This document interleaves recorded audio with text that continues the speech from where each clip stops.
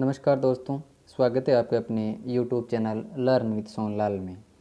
आज हम बात करेंगे NCERT की कक्षा 10 के प्रश्नावली 1 के 1.2 की। दोस्तों, आपसे रिक्वेस्ट है, अगर आप इस चैनल पर न्यू है तो आप इस चैनल को सब्सक्राइब करें, क्योंकि इस चैनल के माध्यम से मिलने वाला है आपको 10वीं क्लास के सभी प्रश्नावलियों का सोल्यूशन। तो बिना किसी देरी के शुरू करते हैं। बात करते हैं प्रश्नावली 1.2 की। प्रश्नावली 1.2 का जो पहला सवाल है वो है, निम्नलिखित संख्याओं का अभाज्य गुणनखंड ज्ञात कीजिए। अभाज्य गुणनखंड ज्ञात करना है। पहला प्रश्न दे रखा है 140 का, तो 140 का अभाज्य गुणनखंड ज्ञात करना है। अभाज्य गुणनखंड ज्ञात करने के लिए हमेशा अभाज्य संख्याओं का ही भाग दिया जाता है। अभाज्य संख्याएं कौन कौन सी होती है दोस्तों? सबसे छोटी अभाज्य संख्या होती है 2, 2 के अलावा होती है 3 या फिर 5 या फिर 7 या 11, इस प्रकार 13, इस प्रकार की संख्याओं का भाग दिया जाता है। दोस्तों, आप 2 से भी भाग देना शुरू कर सकते हो या बड़ी भी संख्या से भाग देना शुरू कर सकते हो। इस सॉल्यूशन के अंदर आपने देखिए 7 से भाग देना शुरू किया है इसने। 7 से भाग देते हैं तो 20 बार जाता है, फिर उसमें 5 का भाग देते हैं 4 बार जाता है, फिर 2 का, ऐसे करके इसको गुणा के रूप में लिखा जा सकता है। महत्वपूर्ण बात समझाने वाली एक ही है, अभाज्य गुणनखंड के अंतर्गत हमेशा अभाज्य संख्याओं का भाग दिया जाता है। यानी कि यहाँ पर आप कभी भी 4 का भाग नहीं दे सकते या फिर 6 का भाग नहीं दे सकते, ध्यान रखें। इस प्रकार ये 2-3 सवाल सभी सेम प्रकार के प्रश्न हैं। इसी के साथ में हम बात करते हैं प्रश्न नंबर 2 की। प्रश्न नंबर 2 क्या है? प्रश्न नंबर 2 में लिखा है कि पूर्णांकों के निम्नलिखित युग्मों के LCM लोएस्ट कॉमन मल्टीपल तथा HCF हाईएस्ट कॉमन फैक्टर ज्ञात कीजिए तथा इसकी जांच कीजिए कि दोनों संख्याओं का गुणनफल LCM इंटू HCF है। तो सबसे पहले दो संख्या दे रखी है, दो संख्या है 26 और 91। सबसे पहले 26 और 91 का आप अभाज्य गुणनखंड ज्ञात करोगे इस प्रकार के। पहले 26 का निकालोगे, उसके बाद में किसका निकालोगे? 91 को। जब आप 26 का अभाज्य गुणनखंड निकालते हो तो आता है आपके 13 इंटू 2, ये देखिए 2 इंटू 13 आ गया।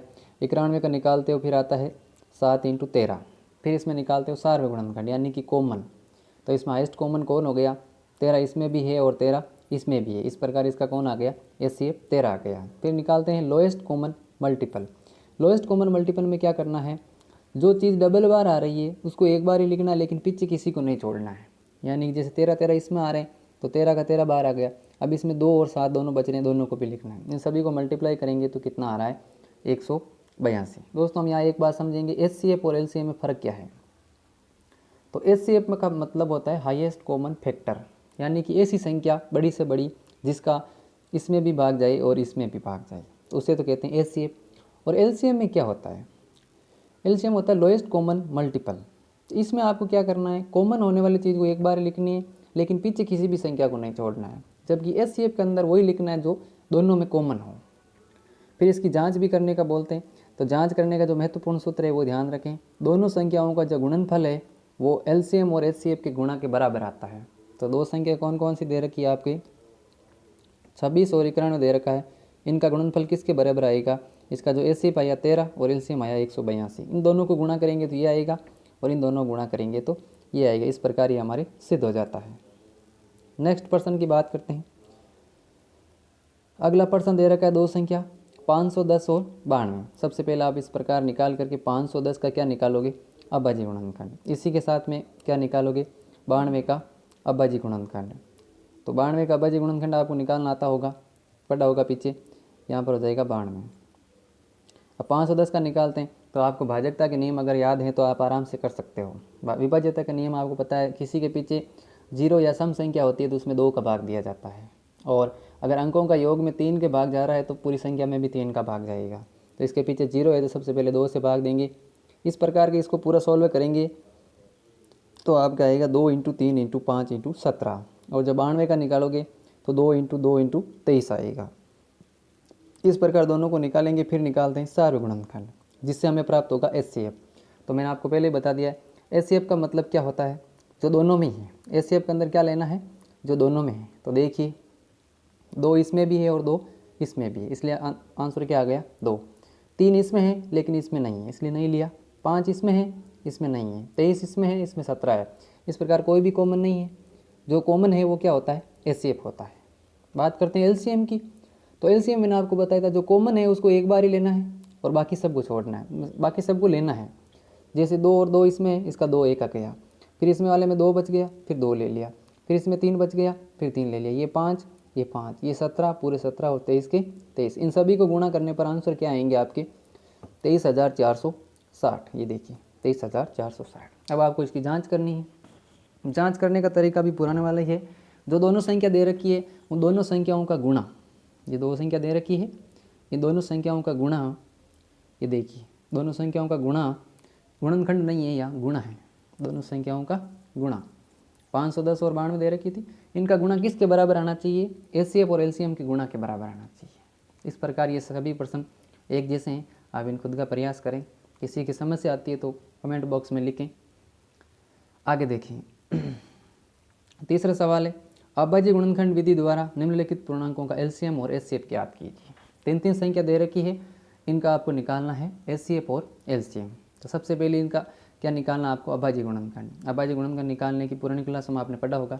12 का इस प्रकार निकालना, यहाँ 12 लिखे, फिर 2 के भाग में ये जाता है 6 बार, फिर 2 के भाग में ये जाता है 3 बार, फिर 3 के भाग में ये जाता है 1 बार। इस प्रकार आप 12, 15, 21 का जब निकालोगे तो इस प्रकार आपकी 3 संख्या मिलेगी। देखिए 12, 15 और 21 का। फिर इसको निकालना एचसीएफ। तो एचसीएफ निकालने के लिए मैंने आपको पहले बता दिया, एचसीएफ वही होता है जो तीनों में हो, यानी कि जो सभी में हो। 3 संख्या दे रखी है तो तीनों में होना चाहिए, 2 संख्या दे रखी है तो दोनों में होना चाहिए। देखिए इसमें 3 कैसा आया, इसमें भी 3 है और ऊपर वाले जो देखोगे इन दोनों में भी 3 है। इस प्रकार क्या आ गया एचसीएफ 3। एलसीएम में आपको क्या देखना है जो सभी में है, कॉमन है, उसका तो सेम एक ही लेना है और बाकी अन्य संख्या बच रही है उन सभी को आपस में गुणा कर देना है। तो वापस आंसर क्या आ जाएंगे आपकी एलसीएम। दोस्तों उम्मीद है कि आपको एचसीएफ और एलसीएम समझ में आ गया होगा। फिर भी हम 1% और बात करेंगे। बात करते हैं 17, 23 और 29 की। 17, 23 और 29 ध्यान से देखते हैं तो ये तीनों ही खुद क्या है, एक अभाज्य संख्या है, यानी इसमें किसी का भी भाग नहीं जाता, केवल 17 का 17 में जाता है, 23 का 23 में और 29 का 29 में।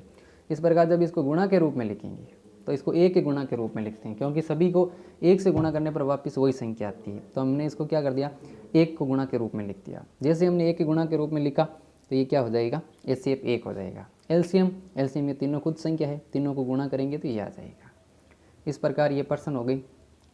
बात करते हैं चौथे प्रश्न की। चौथा प्रश्न महत्वपूर्ण है परीक्षा की दृष्टि से।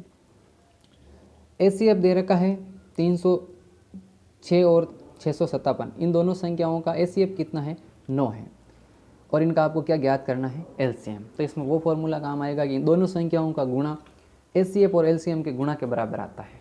देखिए यही काम आएगा, क्या बताया था, दोनों संख्याओं का गुणा एचसीएफ और एलसीएम के बराबर आता है।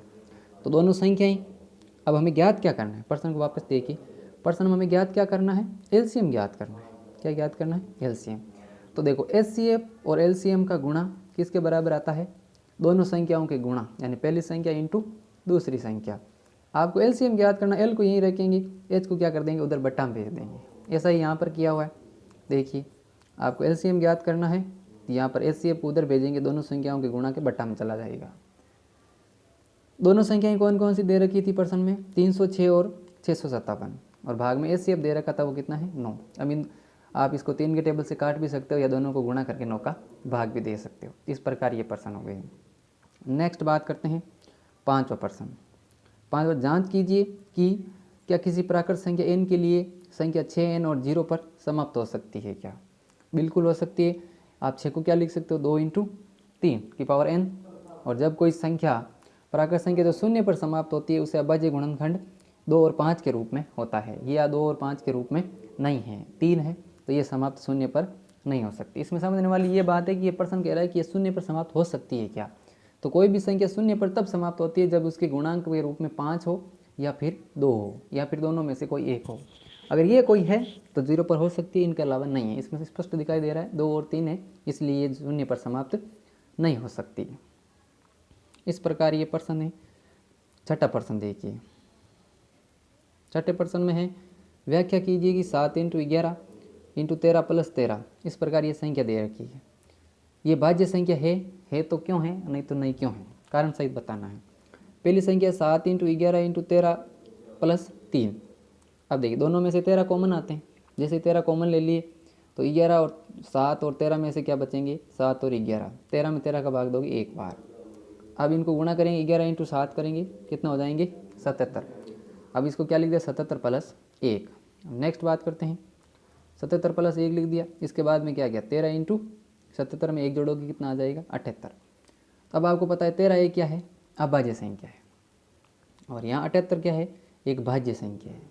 अब भाज्य संख्या को किसी भी अभाज्य संख्या से गुणा करेंगे तो अभी वो कौन सी संख्या आती है, भाज्य संख्या आती है। तो यहाँ पर लिखा है कि ये एक भाज्य संख्या है क्योंकि अभाज्य गुणनखंड में एक को छोड़ करके अन्य 2 गुणनखंड हो गए हैं।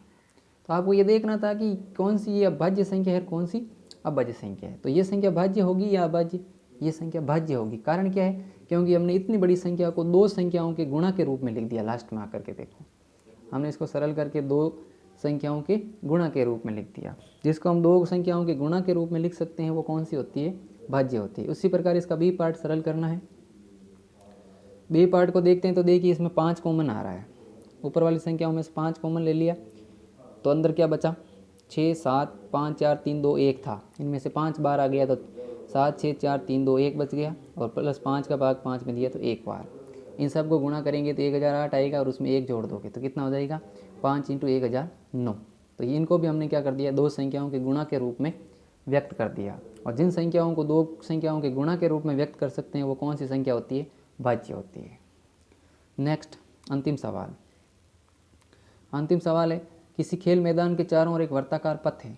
मैदान के एक चक्कर लगाने में सोनिया को 18 मिनट लगते हैं और रवि को 12 मिनट लगते हैं। दोनों एक ही स्थान पर एक ही समय से चलना प्रारंभ करते हैं, तो कितने समय बाद में पुनः मिलेंगे।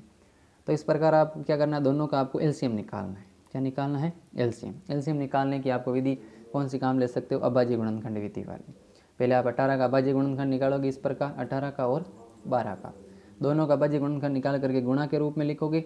फिर इसका क्या निकालना है दोस्तों, एलसीएम निकालना है। तो एलसीएम आपने पीछे देखा ही था। पहले देखते हैं एलसीएम कैसे निकालते हैं। तो एलसीएम निकालने का मैंने आपको बताया था कि जो कॉमन है उन दोनों को मिला करके एक ही लेना है। बाकी सभी बच्ची, ये देखो ये कॉमन है, ये भी कॉमन है, तो इन दोनों को मिला करके 1 2 आ गया। इन दोनों तीनों को मिला करके ये 3 आ गया। 2 3 को गुणा किया क्या आ गया, 6 एचसीएफ आ गया। हमें कौन सा निकालना है, एलसीएम निकालना है। तो एलसीएम निकालने के लिए क्या करेंगे, एचसीएफ और एलसीएम निकालने की विधि आपको मैंने बता दी। दोनों संख्याओं का गुणा होता है वो ऊपर लिखते हैं, 18 इंटू 12, 2 संख्या दे रखी है, बटा इसका जो एचसीएफ कितना आया था 6। 18 और 12 को गुणा करके 6 का भाग देंगे, कितना आंसर आएगा 36 मिनट। इसके साथ में आप सीधा भी निकाल सकते हो। सीधा कैसे निकाल सकते, सीधा एलसीएम भी क्या निकाल सकते हो, सीधा एलसीएम। सीधा एलसीएम कैसे निकालोगे, सीधा एलसीएम निकालने की विधि है कि आपको जो कॉमन है वो बाहर लेने हैं। देखो इन दोनों में से 2 कॉमन है, 2 ले लो, और इंटू इन दोनों में से 3 है, 3 बार ले लो। ऊपर वाले में क्या बच गया 3, नीचे वाले में क्या बच गया 2। इन सब को गुणा करो, 2 इंटू 3 करो 6, 6 इंटू 3 करो 18, 18 इंटू 2 करो कितना आ जाएंगे 36। ऐसे भी आप सीधा कर सकते हो। धन्यवाद दोस्तों।